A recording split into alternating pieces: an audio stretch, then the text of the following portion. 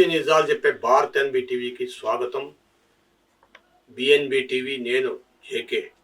మిత్రులారా, దయచేసి ఎక్కడ స్కిప్ చేయకుండా చివరి దాకా చూస్తే మీకు విషయం అనేది అర్థమవుతుంది.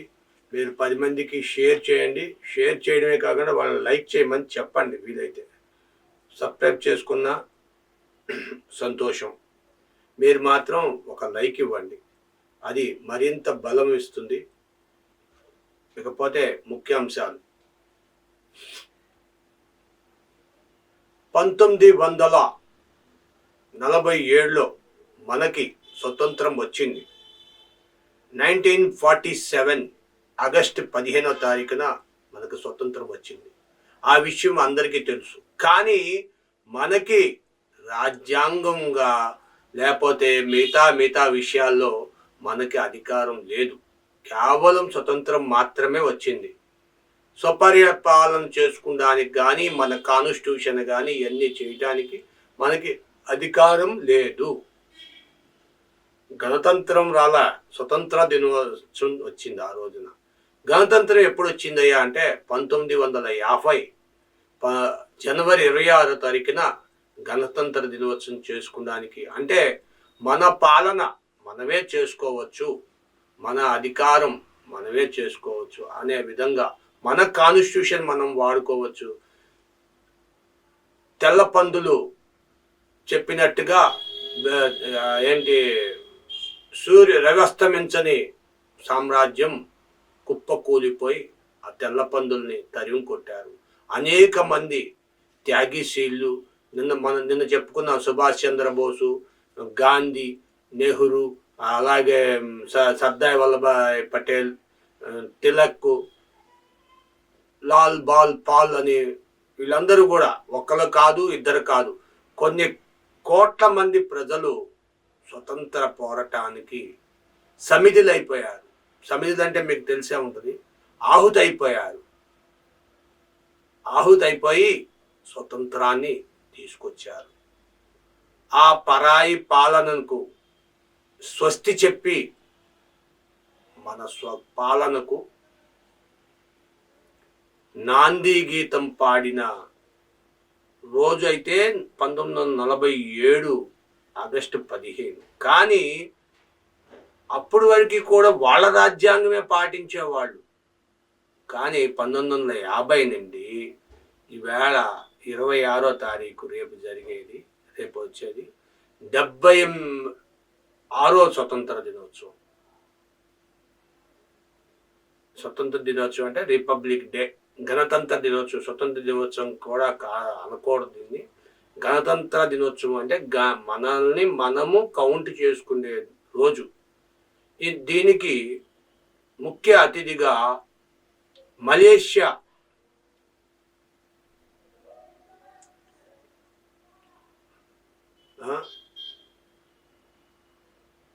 మలేషియా కాదా మరి ఎవరు?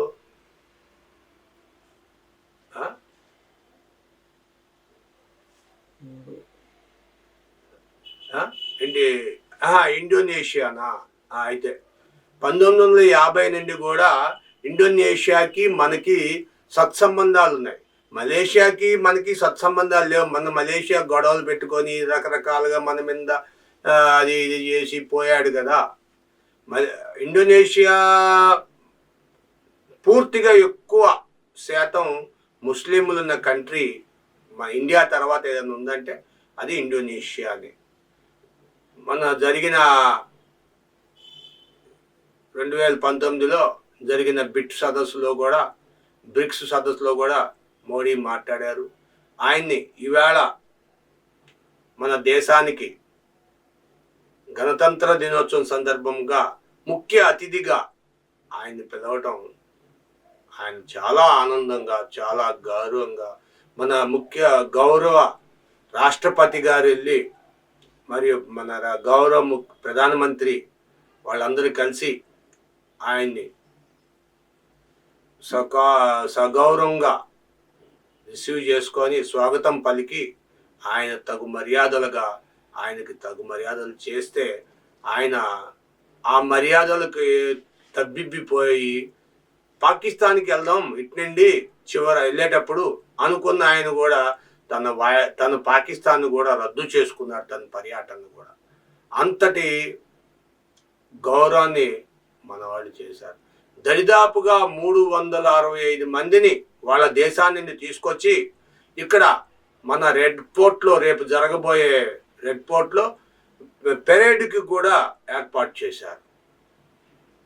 అందులో ఈ ఈ సంవత్సరం మనం ఆంధ్రప్రదేశ్ నుండి ఒక శకటాన్ని కూడా, అంటే వాహనాలను పెడతారు కదా, ఆ వాహనాల్లో మన శకటాన్ని కూడా ఒకటి పెట్టారు.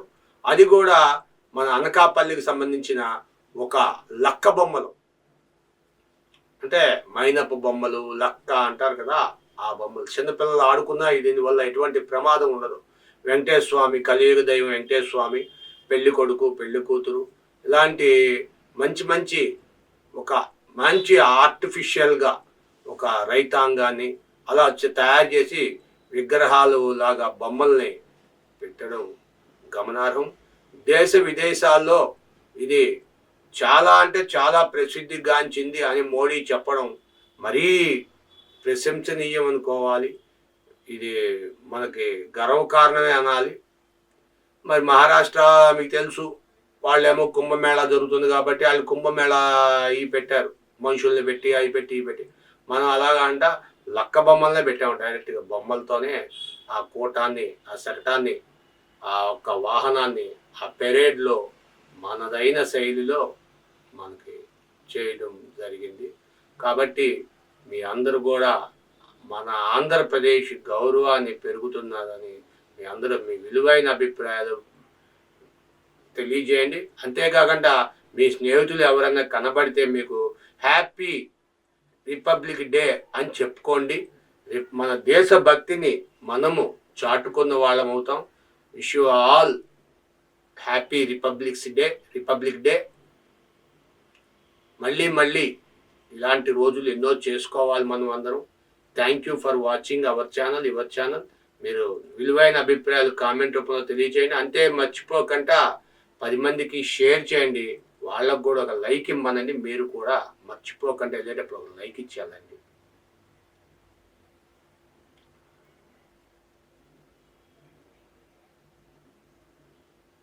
విజయ్ సాయి రెడ్డి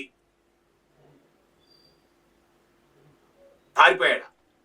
తప్పు, అలా మాట్లాడకూడదు. పారిపోలా, తన పదవికి రాజీనామా చేసి వచ్చేశాడు. మొన్నటిదాకా మోడీను జగన్, మన ప్రధానమంత్రి మోడీ గారును మాజీ ముఖ్యమంత్రి జగన్మోహన్ రెడ్డి గారు ఇద్దరు కూడా ఒక అండర్స్టాండింగ్ వచ్చారు. ఆ అండర్స్టాండింగ్లో ఈయన 11 మంది రాజ్యసభ సభ్యులు ఉన్నారు, ఎంపీలు ఉన్నారు. వాళ్ళందరినీ కూడా పెట్టేసి 4 ఏమో లోక్సభ ఎంపీలు ఉన్నారు, మొత్తం 15 మంది ఉన్నారు అని ఒకసారి చెయ్యి ఊపితే కుదరదని 3 సార్లు చెయ్యి ఊపాడు. ఇలా ఒకసారి 2 చేతులు ఓసారి చెయ్యి ఊపాడు. అంటే 3 సార్లు అంటే 3 5 15 అని కౌంట్ అయిపోయింది. తానొకటి తెలిస్తే దైవం ఒకటి తెలిసింది ఆయన అనుకున్నాడు, మోడీ అనుకున్నారు. ఉప్పు కప్పురంబు ఒక్క పోలిక నుండు చూడ దాని రుచులు వేరయా అని చెప్తారు. అలాగా ఉప్పు కర్పూరం ఒకేలాగా ఉంటాయి. మరి మాజీ సీఎం, ప్రధాన సీఎం ఇద్దరు ఒకేలాగా ఉన్నారు, ఒకే రాష్ట్రానికి చెందిన వాళ్ళు. వీళ్ళిద్దరూ కలిపి నాకు సపోర్ట్ ఇచ్చేస్తే నేను ప్రభుత్వాన్ని నెట్టుకొని వెళ్ళిపోతాను అనుకున్నారు మన ప్రధానమంత్రి మోడీ గారు. అక్కడేమో నితీష్ కుమార్ ఏమో అక్కడ ఆయన నేను నేను వెళ్ళిపోతా అని సగం కాలు బయట పెట్టి సగం కాలు ముందు పెట్టి బెదిరిస్తున్నాడు. మరి ఇక ఇలాంటి సన్నివేశాలు జరుగుతున్నప్పుడు ఇలా కాదు. దీనికి ఇప్పటికే వైసీపీ నుండి 3 ఎంపీలు వెళ్ళిపోయారు, ఇంకా వెళ్ళిపోయే ఛాన్స్ కనబడుతుంది. ఇప్పటికి 8 మంది ఉన్నారు. ఆయన వచ్చేమో మన ఎవరో ఆర్ కృష్ణయ్య వచ్చేమో బీజేపీలో చేరిపోయాడు వెళ్ళి. ఇంకొక ఆయన వెళ్ళిపోతున్నాడు, సాయి రెడ్డి వెళ్ళిపోయాడు. ఇలాగా ఫ్లోర్ లీడర్ చేశాడు, 2nd గ్రేడ్ లీడరు. సాయి అంటే పిచ్చోడు కాదు, చిన్న తక్కువ కాదు, వైసీపీలో జగన్మోహన్ రెడ్డి తర్వాత జగన్మోహన్ రెడ్డి అధికారం కేంద్రంలో ఎప్పుడు కూడా వైసీపీకి వెళ్ళి నేను ఎంపీ అని జగన్మోహన్ రెడ్డి చెప్పలా. కానీ జగన్మోహన్ రెడ్డికి బదులుగా ఆయన పాత్రని అక్కడ ఫ్లోర్ లీడర్గా ఉండి ఆయన పాత్రను వహించిన విజయసాయిరెడ్డి ఇవాళ అకస్మాత్తుగా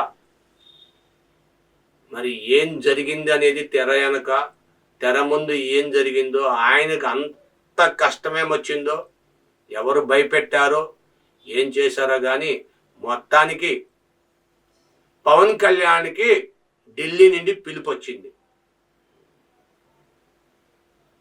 అటు చూసినా ఇటు చూసినా కూటమి ప్రభుత్వమే నడుస్తుంది కాబట్టి నువ్వు వెంటనే ఢిల్లీ వచ్చేసాయి.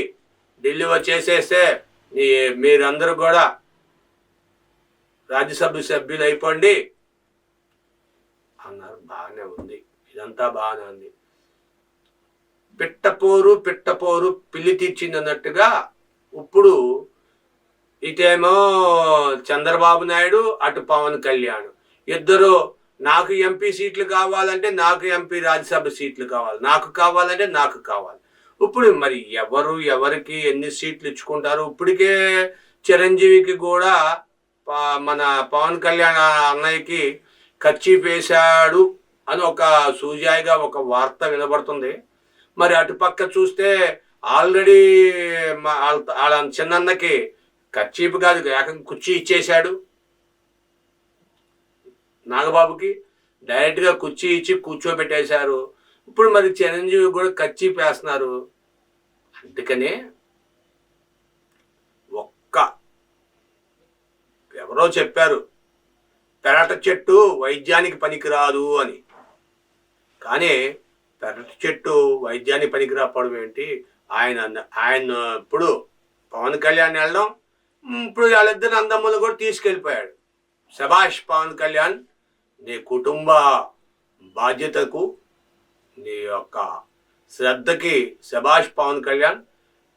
కానీ నీ వెనకాల తిరిగిన ఎంతమంది సైనికులుగానే చూస్తున్నావు, కానీ రాజుగా నువ్వు నీ పాలన చేస్తున్నావు, కానీ సైనికుల్ని పట్టించుకోమని సైనికులు గోల్ చేస్తున్నారు. జనసేన సైనికులు వాళ్ళకు కూడా ఎక్కడన్నా రాజ్యసభ సీట్లు కానీ ఏదన్నా మంచి పోస్టులు ఇప్పిస్తే మేము కూడా ఆనందిస్తాం అని చెప్పి చాలామంది ఇప్పటికే మన ఛానల్కి వాట్సప్లు చేశారు. కాబట్టి మనం ఇంత ధైర్యంగా ఈ వార్తని జన సైనికులకు బాధ కలగకుండా, ఎవరికి బాధ కలగకుండా, టీడీపీ కార్యకర్తలకు బాధ కలగకుండా ఈ విషయాన్ని ముందుకు చెప్తున్నాం. మరి మీ అందరూ కూడా మీ విలువైన అభిప్రాయాల్ని కామెంట్ రూపంలో తెలియజేయండి, షేర్ చేయండి. 10 మందికి షేర్ చేసినప్పుడు వాళ్ళకి సబ్స్క్రైబ్ చేసుకోమనన్నా లేకపోతే లైక్ అన్న ఇమ్మని చెప్పండి. మరి అది విషయం. మరి 27 జనవరి కాదా? జూన్ కూడా కాదా? మరి ఎప్పుడు? జూలై. సరేనండి, ఎంత గొడవ ఎందుకు. జూలై 27వ తారీఖు నుండి